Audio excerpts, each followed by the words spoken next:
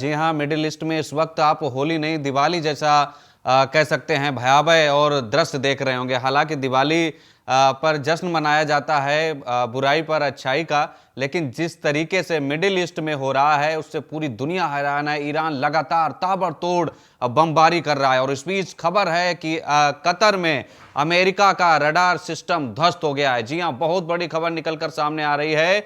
America का radar system ध्वस्त हो गया। ये बहुत बड़ी जानकारी हम आपको दे रहे हैं। ईरान ने अमेरिका के रडार सिस्टम को ध्वस्त कर दिया है। कतर में अमेरिका का ये रडार सिस्टम ध्वस्त हुआ है। बहुत बड़ी जानकारी हमें मिल रही है। कतर में ईरान का मिसाइल से ताबड़तोड़ हमला जारी है। अमेरिकी सैन्य ठिकानों पर हमले जारी हैं। ईरान ने करीब 500 से ज्यादा मिसाइलें दागी हैं। ये तस्वीरें जो हम आपको दिखा रहे हैं कि किस तरीके से अमेरिका जो है वो ईरान की मिसाइलों को, ड्रोन को इंटरसेप्ट करने के लिए लगातार कोशिश कर रहा है, लेकिन इंटरसेप्ट नहीं कर पा रहा है। ये बहुत बड़ी जानकारी, बड़ा अपडेट इस वक्त हम आप तक साझा कर रहे हैं कि किस तरीके से ईरान की जो मिसाइलें हैं वो इजराइल पर ताबड़तोड़ हमले कर रही हैं और तस्वीरें जो है वो निकलकर सामने आ रही हैं। लेकिन बड़ी चीज़ ये है कि युद्ध कब तक चलेगा, क्योंकि ईरान अब जो है आर पार के मूड में दिखाई दे रहा है। तो देखिए, कतर पर ईरान ने मिसाइल से जबरदस्त हमला किया है। और तो वहीं दूसरी बड़ी खबर आ रही है कि ईरान बातचीत के लिए तैयार हो गया। जी हाँ,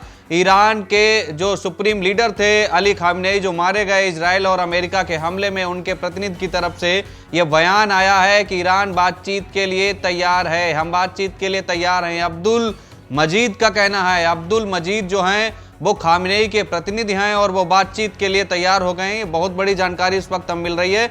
हम सम्मानजनक बातचीत चाहते हैं, ये ईरान का कहना है। तो देखिए, कतर में एक तरफ अमेरिका का जैसे ही रडार सिस्टम ध्वस्त हुआ, वैसे ही अमेरिका जो है वो घबरा रहा है, क्योंकि अमेरिका के 3 बड़े नेताओं के जब आप बयान सुनेंगे तो तीनों को बयान अलग अलग हैं। अमेरिकी राष्ट्रपति ट्रंप तो हामी भर रहे हैं कि युद्ध लंबा चलेगा और ईरान को इसका अंजाम भुगतना होगा, लेकिन जब वाइस प्रेसिडेंट जेडी वेंस को आप सुनेंगे तो वो चाहते हैं, वो कहते हैं कि हम इस युद्ध में लंबा खींचना नहीं चाहते। तो इस बयान का मतलब क्या है कि अमेरिका पीछे हटना चाहता है और इजराइल को जो है अकेला छोड़ देगा इस पूरे भंवर में?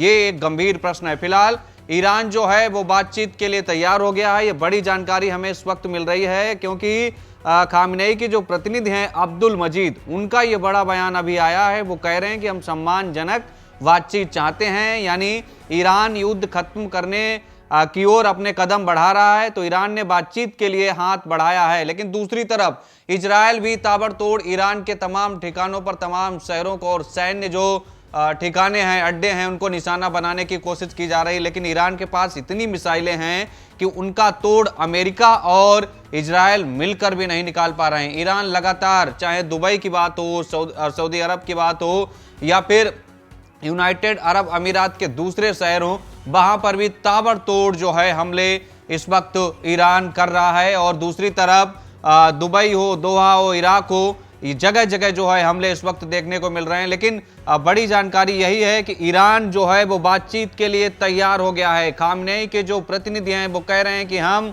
सम्मानजनक बातचीत चाहते हैं। तो देखिए, दुबई में और एक और जानकारी, दुबई में अमेरिकी एम्बेसी पर हमला हुआ है। इजराइल की तेहरान और बेरूत पर एक तरफ बमबारी जारी है, तो वहीं अब दुबई में अमेरिकी दूतावास पर बड़ा हमला हुआ है। बड़ी जानकारी मिल रही है। एक तरफ बातचीत के लिए हाथ बढ़ा रहा है ईरान, दूसरी तरफ ताबड़तोड़ हमले भी कर रहा है। ये तो वही हो गया अमेरिका वाली रणनीति की अमेरिका पहले तो बातचीत के लिए हाथ बढ़ाता रहा, कह रहा कि बातचीत सब अदर में है, बातचीत कर रहे हैं, लेकिन दूसरी तरफ इजराइल के साथ मिलकर ऑपरेशन चला दिया और अब वही ईरान कर रहा है। ईरान एक तरफ कह रहा है कि हम सम्मानजनक बातचीत चाहते हैं, हम बातचीत के लिए तैयार हैं, लेकिन दूसरी तरफ अमेरिका के जो सैन्य ठिकाने हैं उनको ताबड़तोड़ निशाना बनाया जा रहा है, उनको ध्वस्त किया जा रहा है। कि इस युद्ध में ईरान तो है ही खत्म होने की कगार पर, क्योंकि ईरान तो कह ही रहा है कि करो या मरो की लड़ाई है हमारे लिए, लेकिन वो अपने दुश्मन देश, चाहे वो इजराइल हो चाहे अमेरिका हो, उनको छोड़ेंगे नहीं। और यही वजह है कि अमेरिका के सैन्य ठिकानों की वजह से